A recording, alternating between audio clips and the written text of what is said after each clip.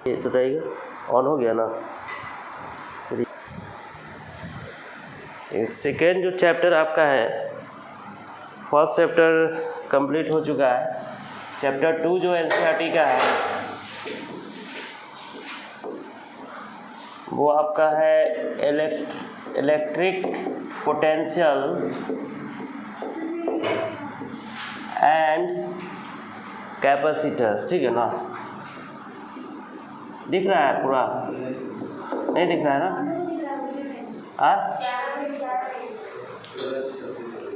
क्या हुआ?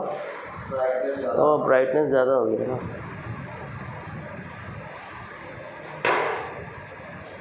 अब ठीक दिख रहा है क्या? सेकेंड चैप्टर जो आपका है इलेक्ट्रिक पोटेंशियल एंड कैपेसिटर, इसमें जो पढ़ना आपको है इलेक्ट्रिक पोटेंशियल के बारे में। तो इलेक्ट्रिक पोटेंशियल जो वर्ड है वो एक्चुअल में लिया गया है इलेक्ट्रिक फील्ड इंटेंसिटी से। इलेक्ट्रिक फील्ड इंटेंसिटी जो होता है आपको बताया गया है फर्स्ट चैप्टर में कि इलेक्ट्रिक फील्ड इंटेंसिटी एक्चुअल में होता क्या है। This is the vector quantity. जब किसी पार्टिकुलर डायरेक्शन में जब फील्ड आप निकालते हैं किसी चार्ज बॉडी का, ठीक है ना, तो चार्ज बॉडी का जो फील्ड आपका निकाला जाता है एक पार्टिकुलर डायरेक्शन में, तो उसको आप इलेक्ट्रिक फील्ड इंटेंसिटी कहते हैं, है ना। वही इलेक्ट्रिक फील्ड इंटेंसिटी को जब स्केलर फॉर्म में डिस्क्राइब किया जाता है तो उसी को हम कहते हैं इलेक्ट्रिक पोटेंशियल। मतलब इलेक्ट्रिक फील्ड इंटेंसिटी को स्केलर फॉर्म में जब आप डिस्क्राइब करेंगे तो उसको हम क्या बोलते हैं? Electric potential. उसी इलेक्ट्रिक पोटेंशियल के बारे में आपको पढ़ना है, ठीक है ना, जो स्केलर फॉर्म में होगा। किस फॉर्म में होगा? स्केलर। मतलब इलेक्ट्रिक फील्ड इंटेंसिटी जो आप पढ़े हैं वो तो वेक्टर फॉर्म में पढ़े हैं, है ना। अब उसी को स्केलर फॉर्म में पढ़ना है। स्केलर फॉर्म मीन्स होता है डायरेक्शन जिसमें नहीं होता है, जिसमें डायरेक्शन आपका नहीं होगा, और जिसमें डायरेक्शन होगा उसको इलेक्ट्रिक फील्ड इंटेंसिटी कहते हैं, जिसमें काफ़ी डेरिवेशंस भी कराया गया था, काफ़ी फार्मूला भी था, काफ़ी न्यूमेरिकल्स भी था, ठीक है ना। इसमें भी वही चीज़ है, सेम चीज़ है, मगर ये स्केलर फॉर्म में पढ़ना है। ये किस फॉर्म में पढ़ना है? स्केलर फॉर्म में, वेक्टर फॉर्म में नहीं पढ़ना है, ठीक है ना। तो इसमें सबसे पहले हमको जानना है जैसे इलेक्ट्रिक पोटेंशियल एनर्जी के बारे में पहले पढ़ना है आपको। इलेक्ट्रिक पोटेंशियल एनर्जी क्या होता है, ठीक है। तो इलेक्ट्रिक पोटेंशियल एनर्जी कहने का मतलब क्या होता है कि जब कोई चार्ज बॉडी को, जैसे कोई भी चार्ज बॉडी नहीं होगा, एक ऐसा चार्ज बॉडी जो एक डिस्टेंस पर रखा हुआ है पॉइंट ए पर, और यहाँ से एक दूसरे चार्ज को कैरी किया जा रहा है। मान लो यहाँ पर एक चार्ज रखा हुआ है Q1 जिसको कैरी करना है कहाँ तक? B तक कैरी करना है, ठीक है ना। तो B तक जो कैरी कीजिएगा तो एक्चुअल में ये जो पोजीशन है दिस इज़ द इन्फिनाइट, मतलब इन्फिनिटी पर रखा हुआ है। ये चार्ज कहाँ रखा हुआ है? इन्फिनिटी पर रखा हुआ है, और इन्फिनिटी से उठाकर इस चार्ज को एक फिक्स पोजीशन पर लाना है। जो पोजीशन कितना होगा? मान लेते हैं कि r डिस्टेंस है। ये कौन सा डिस्टेंस है? r डिस्टेंस है। तो एक चार्ज को इन्फिनिटी से b तक लाने में जो वर्क डन होता है, मतलब यहाँ पर लाने में जो क्या होगा? वर्क डन होगा विदाउट एक्सेलरेशन। विदाउट एक्सेलरेशन का मतलब क्या होता है कि इसको चला के नहीं लाया गया है, इसको उठा के लाया गया है। जैसे एक सामान है मेरे पास और उसको हम उठा के जैसे गाड़ी में रख दिए, और गाड़ी को हम ले आ रहे हैं कलकत्ता, है ना, तो सामान चल रहा है? नहीं चल रहा है, सामान तो रुका हुआ है ना, तो गाड़ी में रेस्ट में है क्या? गाड़ी चल रहा है। उसको उठा के कलकत्ता ले गए आप, है ना, तो वो जो वर्क डन हो रहा है गाड़ी के ज़रिए उसको कहते हैं इलेक्ट्रिक पोटेंशियल एनर्जी। वही चार्ज का केस हो जाएगा। जैसे कोई चार्ज बॉडी को आप गाड़ी में रख दिया और उसको कलकत्ता ले जा रहे हैं, बहुत दूर ले जा रहे हैं क्या?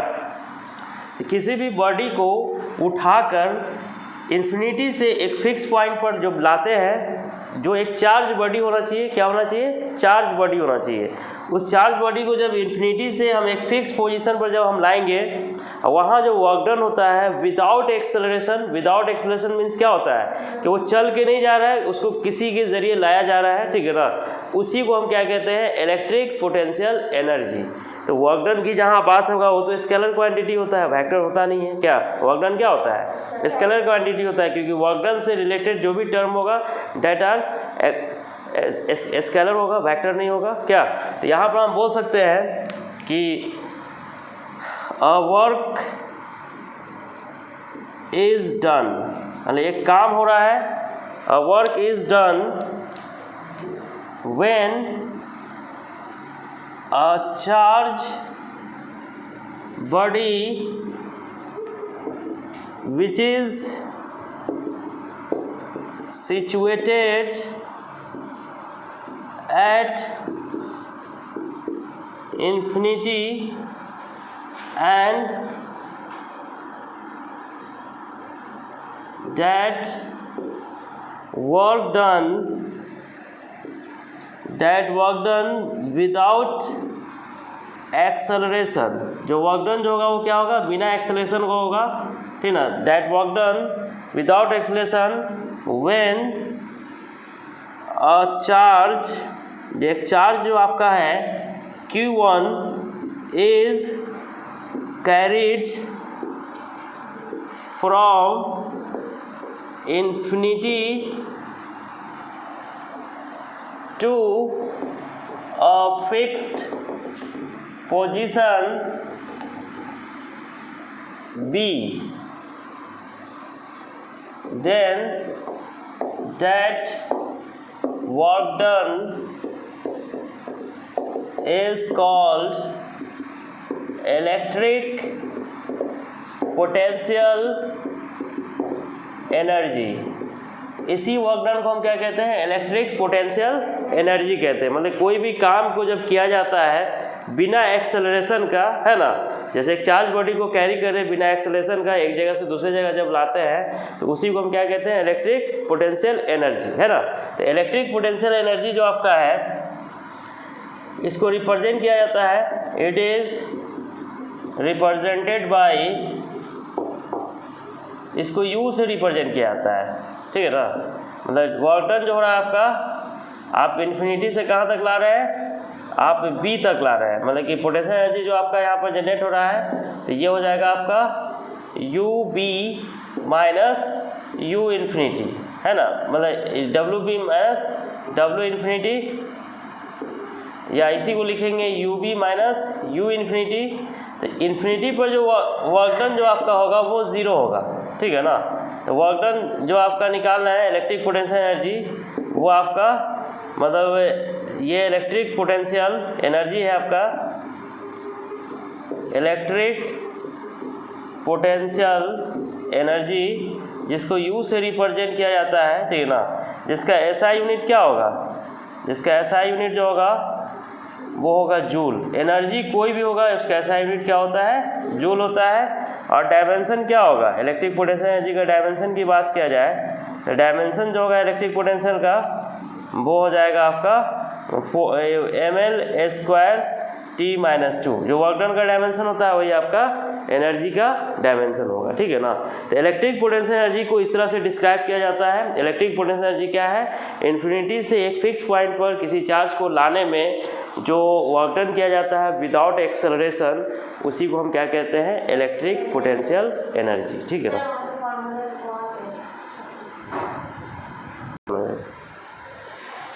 इलेक्ट्रिक पोटेंशियल एनर्जी जो आपको बताया गया है, तो इलेक्ट्रिक पोटेंशियल एनर्जी आप चार्ज को कैरी कर रहे हैं, ठीक है ना। जैसे आप बी पर ला रहे हैं, बी पर जब चार्ज को लाते हैं इन्फिनिटी से, जैसे इन्फिनिटी पर कोई चार्ज रखा हुआ है तो बी पर आप लाते हैं, तो बी पर जैसे ही लाएंगे तो यहाँ जो चार्ज रखा हुआ है, मान लेते ये क्यू चार्ज जो रखा हुआ है, तो ये यहाँ पर फील्ड जनरेट करेगा। यहाँ पर क्या जनरेट करेगा, फील्ड जनरेट करेगा, और इलेक्ट्रोस्टैटिक फोर्स भी यहाँ जनरेट होगा, है ना। इलेक्ट्रिक फील्ड और इलेक्ट्रोस्टैटिक फोर्स यहाँ जनरेट होगा। जब इस चार्ज को आप कैरी करते हैं, मतलब कहाँ से कहाँ तक ले आना है, बी से ए तक लाना है, तो यहाँ पर एक एफ एक्सटर्नल फोर्स आपको लगाना पड़ेगा, क्योंकि अपने से तो आएगा नहीं, कोई भी चार्ज अपने से आएगा नहीं, आएगा, क्योंकि फील्ड तो उल्टा लग रहा है ना। फील्ड उल्टा लग रहा है तो चार्ज को क्या करेगा, धक्का मारेगा, बाहर की तरफ फेंकेगा क्या।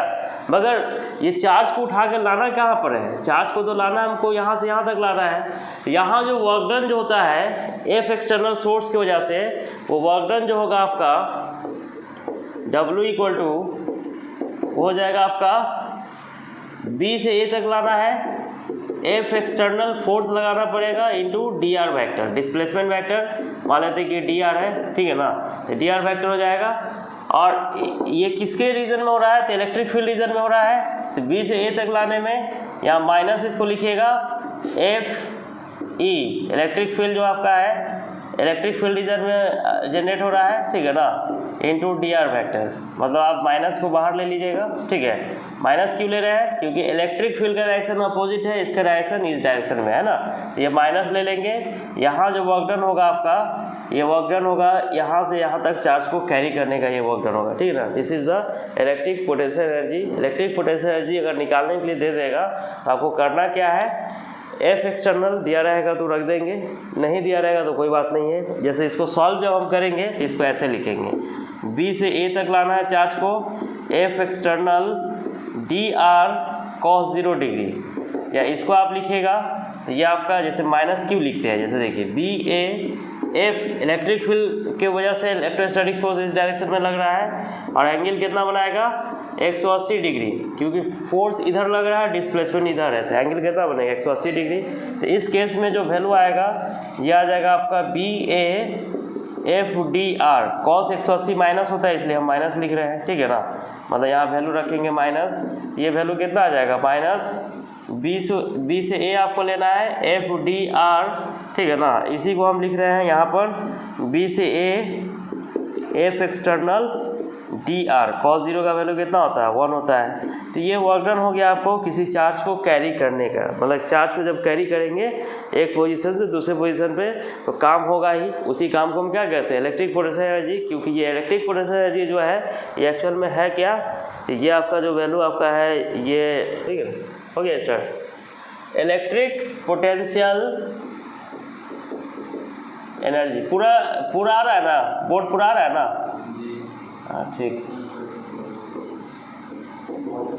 इलेक्ट्रिक पोटेंशियल एनर्जी क्या होता है, जैसे एनर्जी का जो डिफरेंस आप निकालते हैं, जैसे दो पोजीशन है और दो पोजीशन पे एनर्जी का जो डिफरेंस आएगा, जैसे ए और बी है, अब चार्ज को आप कैरी करके यहाँ पर लाएं, है ना, Q1 को, अब यहाँ से यहाँ तक अगर लाना है चार्ज को तो सिंपल सी बात है कि यहाँ पर फील्ड भी जनरेट हो रहा है और इलेक्ट्रोस्टैटिक फोर्स भी जनरेट हो रहा है। तो यहाँ से यहाँ तक लाने में जो वर्क डन होगा उसके लिए एफ एक्सटर्नल फोर्स लगाना पड़ेगा, ठीक है ना। तो एनर्जी का जो डिफरेंस जो होता है बी और ए के बीच में, जैसे बी से ए पर उठा के लाना है किसी चार्ज को, तो वर्क डन तो आप करेंगे ही और दोनों पोजीशन पर अलग अलग वर्क डन होगा क्या, तो वर्क डन जो आपका होगा दोनों पोजीशन पर तो वो अलग अलग कंडीशंस में अलग अलग वैल्यू होगा, ठीक है ना। वो इलेक्ट्रिक पोटेंशियल एनर्जी आपको निकालना है। वीडियो रोकिए तो इलेक्ट्रिक पोटेंशियल एनर्जी डिफरेंस जो निकालिएगा, डिफरेंस बिटवीन टू पोजीशन है, ठीक है ना।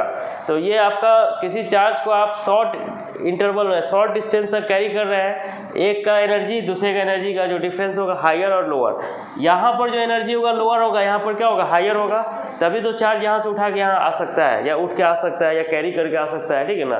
तो एनर्जी का जो डिफरेंस होता है, द डिफरेंस